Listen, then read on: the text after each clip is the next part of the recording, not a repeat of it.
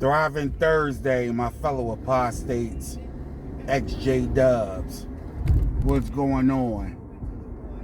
Another nice ass day here in Philly. Again, I'm headed down to the arena for the Sixers final regular season home game before the playoffs. So, I'll be in the building. In the meantime, here's a little talking squawk from your boy Hawk. And again, this is not another memorial story, but however, a follow-up to how my mom and sister acted in the past since I left the J-Dubs. So anyway, I left in 2008. Started really living, enjoying life. Only thing is, I wasn't taking care of myself health-wise as I should. Was eating a bunch of junk food. That was a habit I always had. That actually runs in the family, having sweet teeth and eating a bunch of junk. But me drinking sodas and Kool-Aid and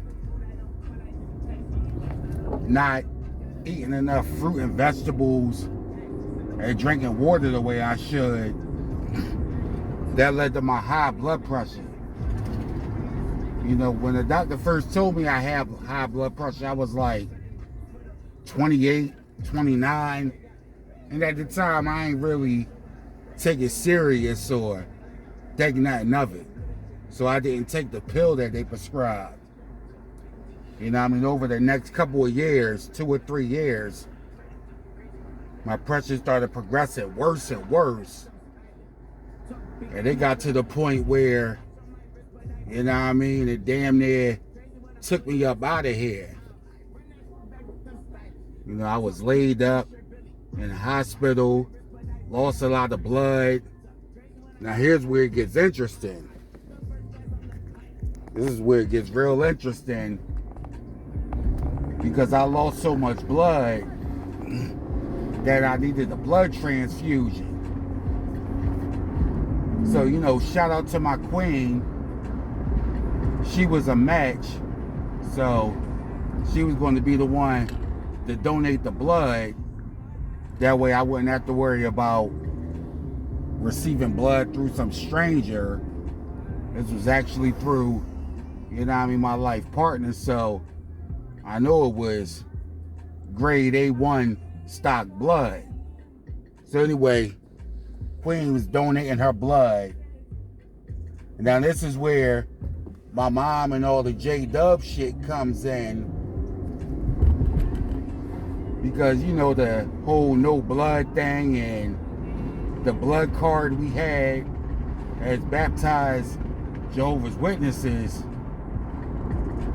My mom was actually one of the 2 witnesses when I originally signed my blood card back in 2002, shortly after, that Fugazi baptism. So anyway, my mom somehow still thinks that applies. So, of course, she was trying to fight it, but it was nothing to fight. This is a losing battle where you're in, because me and my Qweene, we're legally married. So that wasn't going to fly. She had all to say so. She's the beneficiary on my life insurance and everything. So, but that still don't stop them J-Dub bots. She tried to get the elders involved and all that nonsense. Was trying to talk my pop into telling my Qweene that I took an oath and all that bullshit. My pop wasn't trying to hear that, but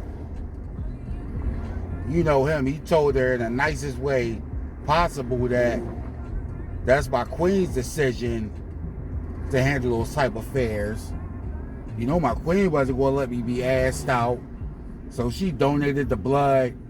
Here go my mom and sister trying to share a bunch of scriptures with my queen and bringing up old shit from 2002 about how I dedicated my life to Jehovah and, you know what I mean, shouldn't be taking blood because of all the nonsense that their Bible speaks against it. My queen wasn't trying to hear that shit. And she told her in the nicest way, ma'am, I'm his responsibility. I'm responsible for him, and I'm going to donate the blood that he needs. Can you and Jennifer please stop? Because nothing else you say is going to persuade me to do otherwise. They ain't like that one bit, but they had no choice but to, you know what I mean, stand back and shut up. Because, you know what I mean, it was nothing they could do about it. But it's just the fact that they even tried that. And this is why I say things happen for a reason. Because imagine if I didn't have the queen and went through that situation. I'd been asked out. You know what I mean? I would have graduated to the afterlife because they would have told the doctors, no, we don't believe in that or whatever, and they would have pulled the plug. But yeah, they really tried to get the elders involved. And you know what my queen did? A true champ. She got her deacon grandfather, shout out to the champ, and pastor now, Bishop Fulton, shout out to him too. She got them involved. But okay, you want to get your little J-Dub elders? I'm going to get the pastor from Faith Temple Baptist Church. That's what I'm going to do. And my deacon grandfather, I'm going to get them involved. You know? And you know J-Dubs, they think they're better than everybody and look down on whoever doesn't believe in their imaginary zaddy. So, man, the champ, my queen's grandpa was a deacon, and Pastor now Bishop Fulton got them lame ass elders out of there. Then they told them to leave the hospital, and if they came back, the police would be called. Same thing with my mom and sister. My queen told them, listen, I don't want y'all and y'all's negative energy around. Because that's the only reason why they came to see me anyway. Because my pop made it like it was life or death. My sister even told Qweene, she said, we only came to see him because we thought he was going to die, and we wanted to make sure that he repent and return to Jehovah so that we could see him in a new system. That's the only reason why they came to see me. And that's the only time, other than a couple of times I seen my sister at my uncle's homegoings, the two uncles, and my mom a couple of weeks ago when she rolled the window up when I told her zaddy Jehovah didn't exist. But that time I was in the hospital was the only time I've seen them since 2008 when I left for good. I mean, I've heard stuff through the grapevine or whatever. You know, stuff my pop might have told me, how they still act weird or whatever. But yeah, they only came to see me because they thought that was it. But the fucked up thing is, I know how they operate. They was praying that I actually did graduate to the afterlife so that I could be in their imaginary new system. I know they were. You know what I mean? I know that for a fact and without a doubt that's what they was praying for. You know, and they were so mad that Qweene stood her ground, and no matter what they did, it couldn't sway her out of giving me life. Because Qweene, she gave me life, a second chance at life. And ever since I got that second chance, I've been living my best life. I got right health-wise. You know, started detoxing from black seed oil to sea moss. Anything to detox and keep my insides clean. But drinking water like you couldn't believe it. Eating more fruits and vegetables over the past few years than I ever did in all of my life. So that was really an eye-opening experience. And that's really something that I needed to go through, you know what I mean, in order for me to wise up. You know, because the doctor actually did tell me that I did die twice, so I must have multiple lives. That's probably why I always considered to have a cat spirit like a lion. That's probably why I'm a cat person, you know. I've always had a cat. Got 2 cats at the crib now, running around, getting on our damn nerves. But hey, love cats. But yeah, I know they was praying that I was up out of there. You know what I mean? It's sick and sad that cult has them thinking like that. Because I know I've heard a lot worse stories in the groups. I've heard a lot worse stories that make my mom and sister look like saints. But hey, we all have our share of bullshit from that cult, no matter how big, how small. You know what I mean? You can't trivialize no one else's story. You know? We're all apostates. We're all ex-dubs. We're all frowned upon by people who are supposed to be our blood relatives, close friends, or whatever, that are just mad that you no longer believe in fairy tales. You know what I mean? I mean, like, how silly is that? Like, imagine somebody not rocking with you because you say, oh, I no longer believe in Santa Claus or the Tooth Fairy. We all know they're imaginary characters that never exist. But you know, that's just how silly that sounds. Or, oh, I'm no longer a fan of this team for whatever reason. And all your family that might have been a fan of that team starts acting funny towards you. You know, but it's just silly. All over imaginary saviors who ain't never exist. I think it's just sick and sad that they think like that. But yeah, I haven't, besides and this all happened, me being in the hospital, and I'm thinking I was going to die, praying I was going to die, whatever.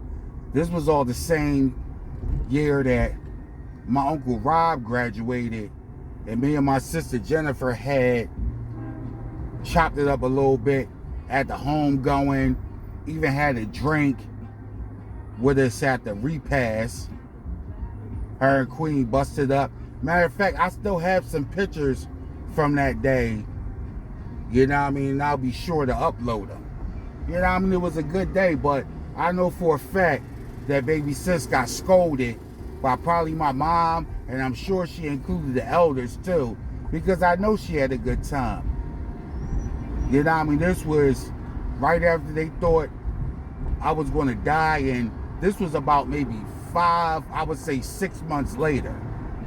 And the way I bounced back, you couldn't believe it. You wouldn't have even been able to tell that I was laid up earlier that year for damn near a month. Like, the bounce back was miraculous.